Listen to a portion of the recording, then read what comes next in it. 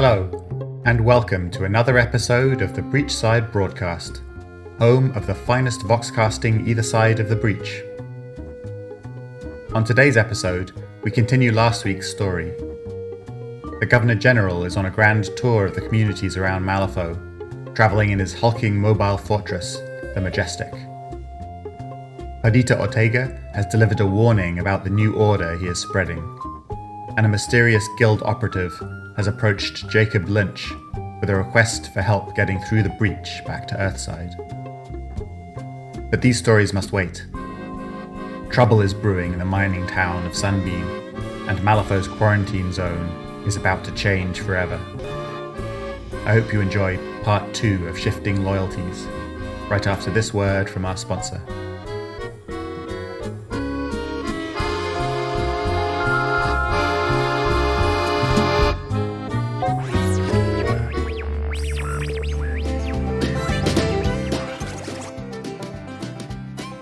This episode of the Breachside Broadcast is brought to you by Discount Dave's Used Furniture in Sunbeam.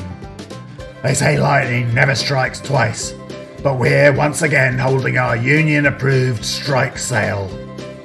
Come on down to Discount Dave's and find everything you need for building your barricade. Our oak tops tables are guaranteed to stop a bullet. They put the solid in solidarity. We have enough scrap wood and detritus to block even the largest boulevard, and our ottomans are ideal for climbing on top of, hoisting a flag in your clenched fist, and rallying your comrades about you. That's Discount Dave's Used Furniture.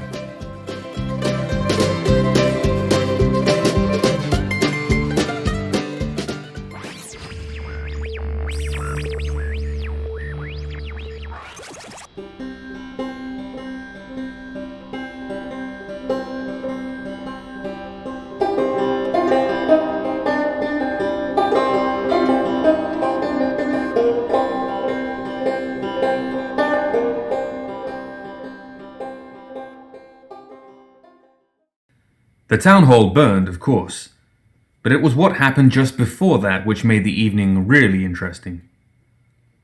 English Ivan was there in the thick of it. He'd come into Sunbeam the previous afternoon by private coach, paid for with scrip that couldn't be traced to the Union. He had not reported to the M&SU offices the way all members were supposed to do when they arrived at a new district.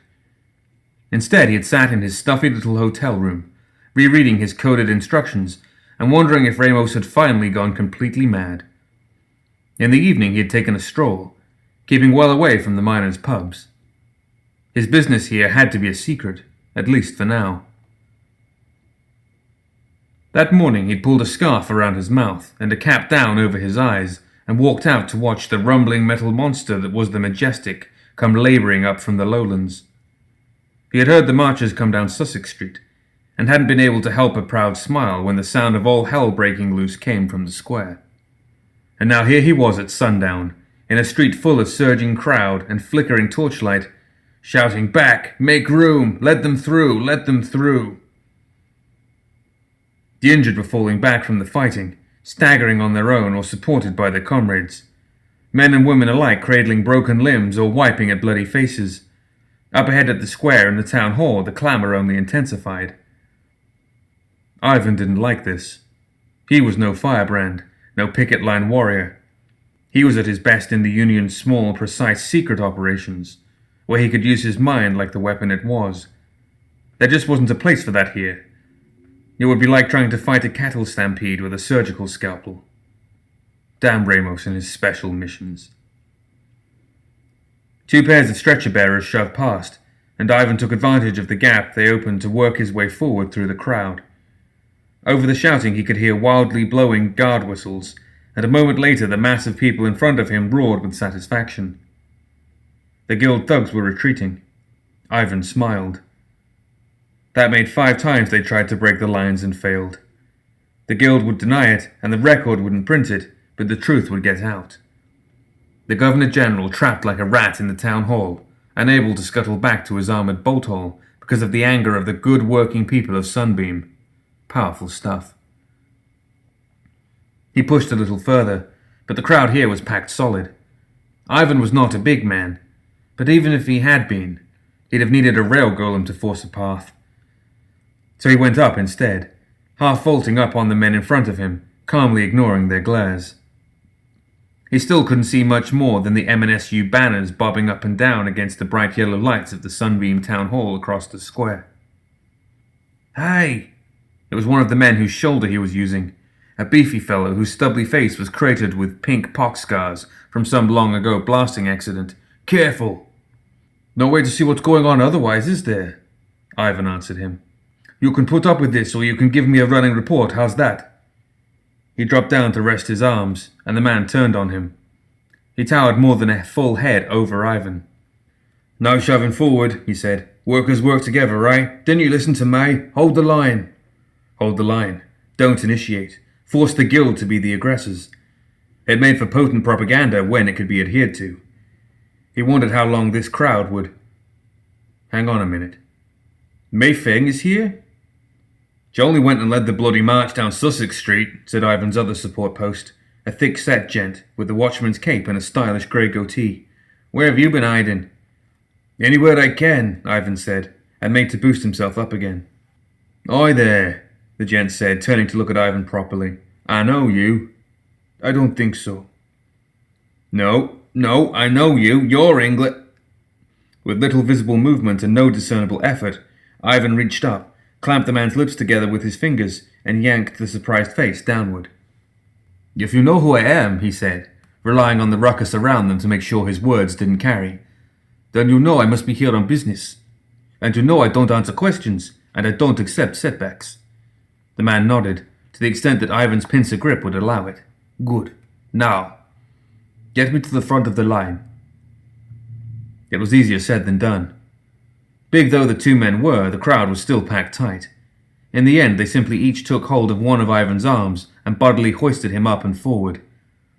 He was still up there when the Governor-General came out onto the balcony, and that meant Ivan saw the whole thing perfectly. He came out alone, without the gaggle of town dignitaries who usually used such occasions to wave and preen. Ivan waited for a grand gesture, an order to the frightened guild guards in the street below, some angry oratory. But there was none of that. The Governor-General just stepped to the balcony rail and turned his face to the darkening sky. His eyes and hands flashed, bright enough to be seen down the length of Sunbeam's High Street. After-images danced in Ivan's eyes. The crowd hushed, as though the light had been a signal. English Ivan slid out of his helper's grip, working his way forward as he dropped, stopping one rank back inside the crowd. The Governor-General's head vanished in a brilliant nimbus of light. For a moment Ivan caught his breath, trying to think of what would happen when the headless body crumpled to the balcony floor, but the man remained standing. And then, still standing parade ground straight, he rose. He levitated silently until he hung above the railing, and then walked out into the empty air. Purple-blue light, eerie and silent as an aurora, surrounded him like a cloak. It made shapes, but they flickered like lightning and shifted like firelight, and Ivan could not make them out. And now the order went out to the guards. Ivan shook his head in confusion. He had heard nothing. The Viceroy had not spoken, but the order had gone out from that floating figure as surely as a pulse of energy racing across the land from a falling star. Ivan wondered why his mind had fixed on that image. And then there was no time for wondering, because the guards were advancing on the Union line again. This was no well-drilled charge. The guards jerked forward in unison as though yanked by ropes. One or two lost their footing and seemed to actually skid along the ground. Their faces were either blank or twisted into expressions too strange for Ivan to read, and each guard badge threw off a glaring purple light in echo of the radiance above them. But however bizarre their manner, the guards were raising weapons. Not batons this time. Guns. Mei Feng stepped forward to meet them. English Ivan had crossed paths half a dozen times with the heroine of the rail cruise. He'd spoken to her twice, taken tea with her once. Now he was sure he was going to watch her die.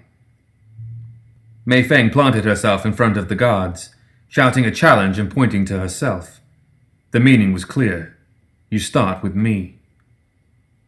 A roar of support went up from the marchers, and Ivan was startled to hear himself joining in. Moving stiffly, but in perfect unison, the guards swung their weapons to bear on her.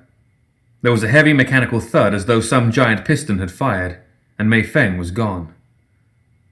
Where she had been was a thick pillar of steam, although there had been nothing there to vent it. And where she was now... Ivan blinked.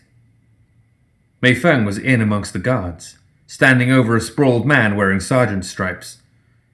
Ivan barely saw Mei move, but now another guard was flying back into the second rank. A flicker of motion and two more guards reeled and fell, one with her tunic in flames.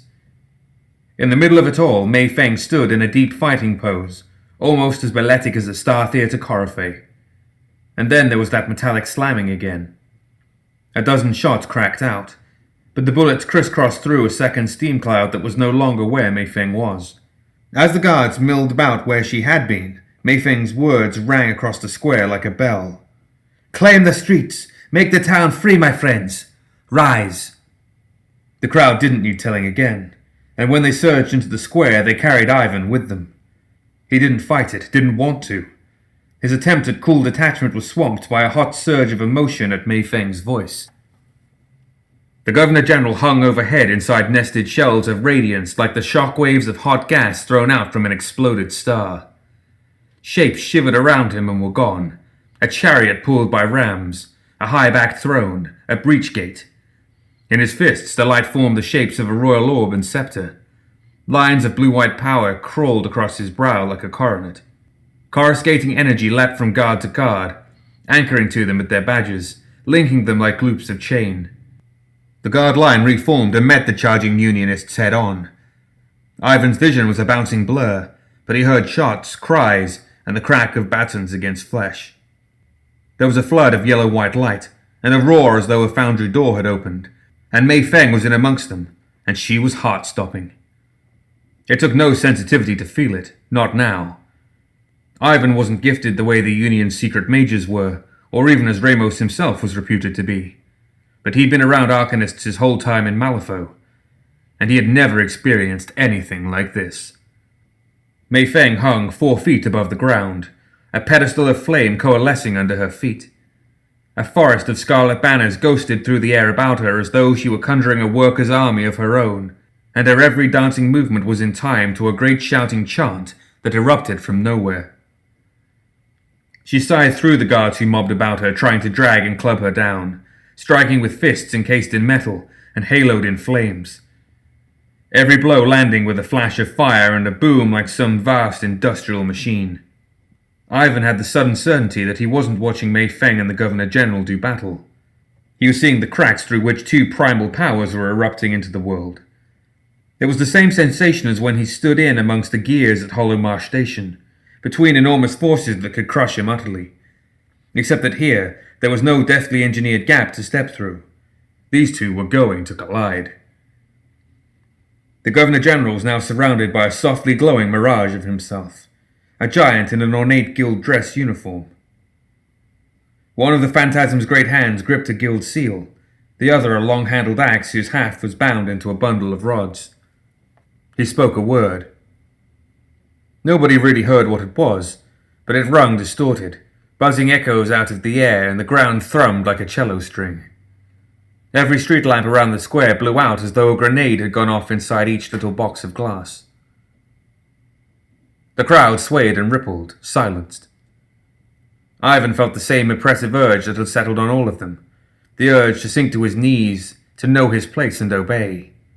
Teeth gritted, he fought it. Then Mei Feng held up a fist, and all traces of fear in the crowd vanished. Cheering, the spell broken, they pushed the guard line back, further back, almost to the town hall steps, even the Governor-General swaying back through the air as though tethered to his troops. Mei Feng's ghostly crimson banners were snapping in an intangible wind, and swaying in rhythm to the crowd shouting, but something was wrong. The banners were tangling themselves about her. They were catching the flames from her hands and starting to burn, even as they dragged Mei Feng's limbs out, stretching her like a prisoner on the rack. The force of her manifestation bore her up into the air, slammed her into the crowd, bore her up again. Her eyes were shut, and cords stood out on her neck. She seemed to be trying to cry out. Screams and shouts came from all around Ivan. The crowd was beyond control now. Parts of it fought, parts fled. Pure atavism, fear and rage, nothing more. Ivan was knocked to his knees and covered his head with his hands. From around him came the shrieks of the trampled. Above them, the Governor-General's voice split in the air and became a great shout like a trampling force that struck every surface on the street at once. The front of the town hall lit up with corposant that scintillated through every color in the spectrum. English Ivan felt heat like brands pressing into the skin over his ribs and heart. Yellow-white flame and purple-blue lightning filled the square. They expanded, intensified, reflected each other's colors. Everything went white.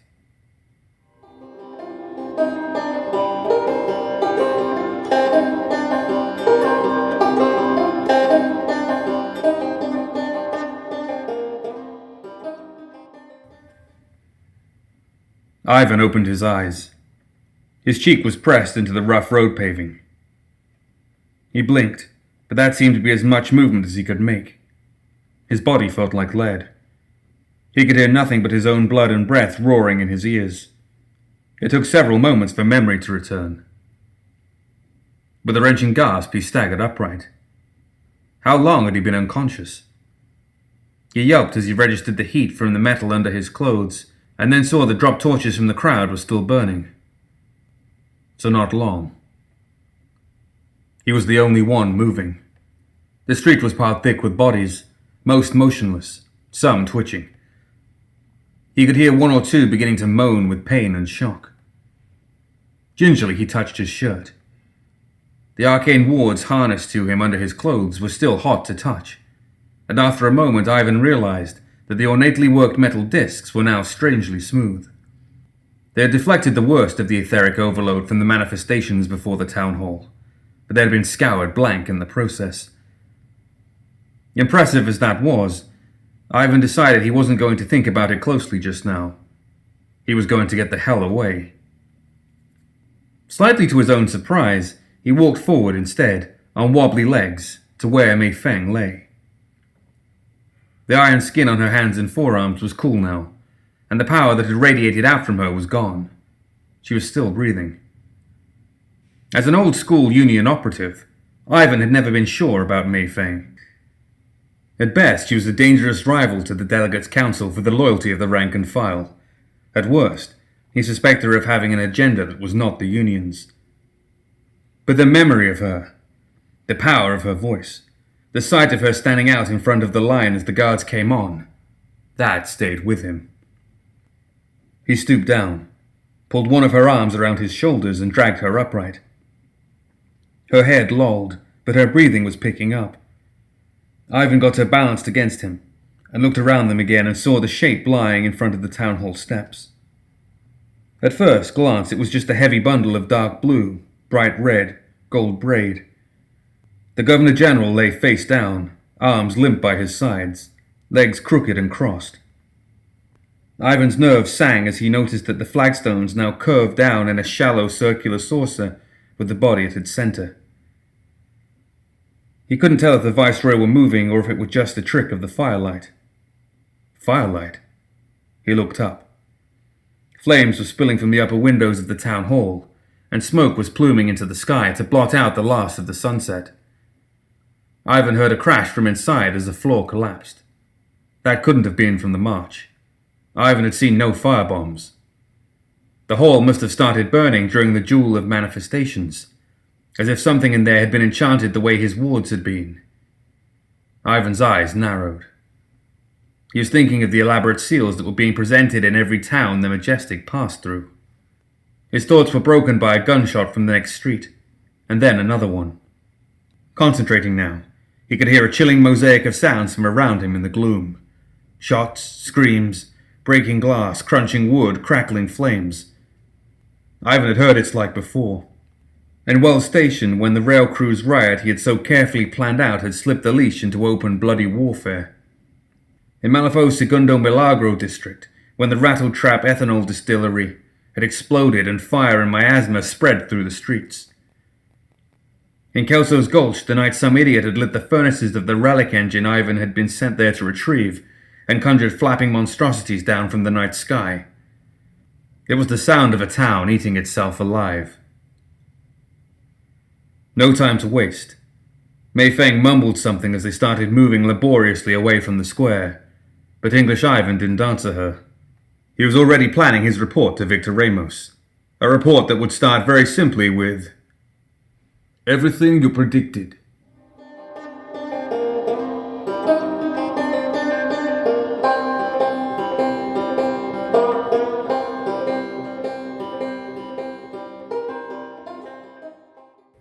Crowds had been massing along Scrivener Street since breakfast time. Dawn had been invisible behind an oppressive overcast, but the early gloomy mood lightened as the day did, and by mid-morning the commotion was actually cheerful. Street traders were collecting scrip hand over fist for sausages, dumplings, songs, roasted chestnuts, noodles, juggling, tumbling, trinkets, or whatever else they could sell. One brave young soul had even been spotted trying to sell no less than 3 different band rag sheets. And a high point of the morning had been the lady hitching up her skirts and sprinting away down Pirie Lane with her coat flying out behind her and 3 guild guards barely behind that. The crowd had cheered. For the young woman, the guards, just the spectacle generally, and had gone back to waiting, feeling rather invigorated. Even when yet more guards had pushed the crowd back and set up brightly painted red and yellow barricades to keep them there, the mob moved amiably enough. Things had been bad enough in Malifaux for so long. People wanted an outing and spectacle on a sunny day, and that was all. The excitement level ticked up noticeably when the brass band came marching past under a fluttering guild flag. By now the overcast had lifted, and the crowd was positively merry, made merrier still by cheap bottles fetched from the groggeries along Dead Georgie Lane. If, in all the clamour, anyone thought of the stories that had come down the trails from Sunbeam about the last big civic function the guild had tried to hold, nobody paid it any thought. What was one more strange dark story in a city that had lived through so many of them recently? So they clapped along, improvised obscene lyrics, and kept their laughter mostly good-natured when the band muffed a note or got tangled up in itself attempting a turn. Best of all, the wooden rostrum at the river end of the street remained empty. Apparently there would be no speeches that day, a policy the spectators could certainly get behind. Demolition, according to the previous day's record, was set for noon sharp, and by a quarter to the hour the crowd was chanting "Dynamite! Dynamite!" in boisterous lack of unison. They were not, it turned out, going to use dynamite. At 11:51, the barge ramp clanked down against the Scrivener Street wharf, and the crowd fell silent at the alien wail of the guild's newfangled electric sirens, its ebullience hushed in an instant. The great ironclad Majestic rolled off the reinforced river barge that had brought it up from the construction zone docks. Its mast flags flew the guild banner higher than the chimney stacks of the houses, and its great metal flanks eclipsed top-story windows. It moved to the squeal of metal against the pavement. The front rank of the crowd shuddered and cried out as chips of stone flew at them. The sirens blared again. The cowcatcher grill that Perdita Ortega had climbed up days before had been removed. In its place was an enormous wedge-shaped bulldozer blade, curving up the ironclad's front like the prow of a trireme.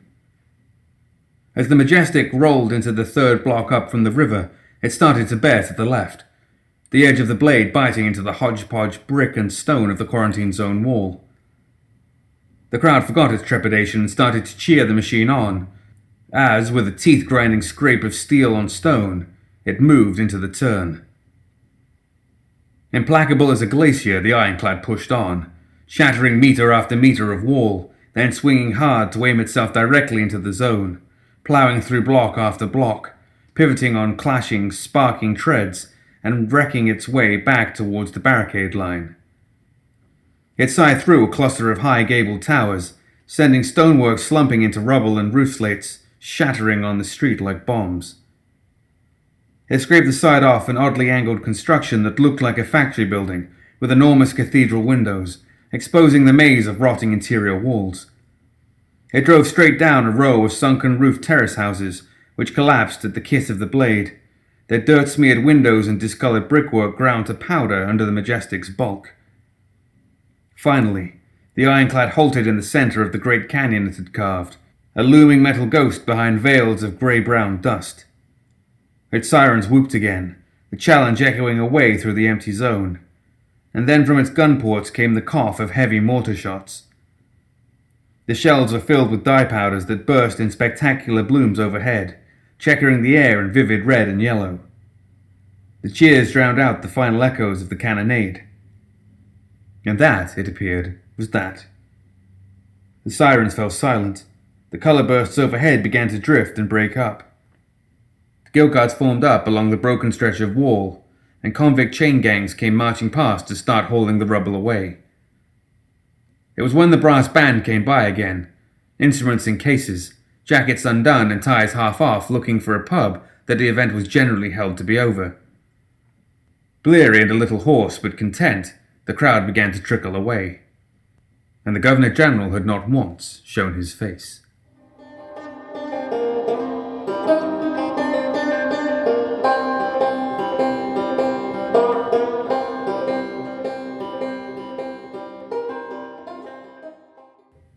The great machine was many streets distant, the crowds of humans too far away to hear, but still the death throes of the buildings came through the earth.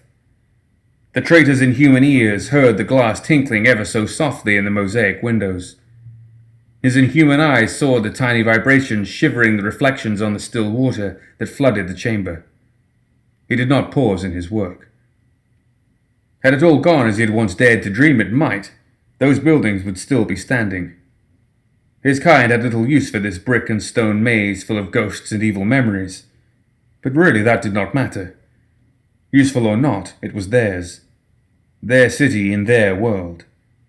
It was not there to be wrecked by manic, reeking, loose-flashed intruders from beyond the breach. Yet here they were, trampling walls that had stood beneath the constellations for centuries, cheering at what they did. To the traitor, that summed them up perfectly. He held up the dead human's head, and tilted it this way and that, watching the way the watery grey eyes moved to keep looking into his. He had been right to come to the city. Simply picking apart the dead things that wandered the tunnels had taught him as much in a week as in months of poring over the half-ruined texts in his lairs in the hills. He had finally been able to produce the serum that the books had only hinted at, that had recrystallized the brainstem in a way that let the rotting head remember how to command a body, and now to give it a body to command. He surveyed the litter of metal and carrion around him, and began to select limbs to piece together. Yes, had it all gone as he had wished, he would be making this army in league with his blood tribe in the beautiful wilds, under the approving eye of Mother Lilith, ready to drive the invaders to extinction before a wave of their own vindictive dead. He had known what he was contemplating, had understood the violation and the guilt he was taking upon his head, but he had not been able to persuade them. Couldn't convince them there was no other choice than to accept the pollution of necromancy, martyr themselves to it, to make this world theirs again. And so here he was, caught and tried, sentenced and cursed, turned loose into exile, to crouch in this half-flooded conservatory in the sunken and rancid streets of the zone. And he would not let it stop him. He would show them that he had been right. Let them call him traitor. He would make sure they would still call him warrior too. The water lapped about him, and the little army of remade corpses floating in the water or hanging from the ceiling stirred and wheezed. There were hours until nightfall, and more to do. His violet-skinned face serene in the dimness, Hay-Reddin of the Nephilim worked on.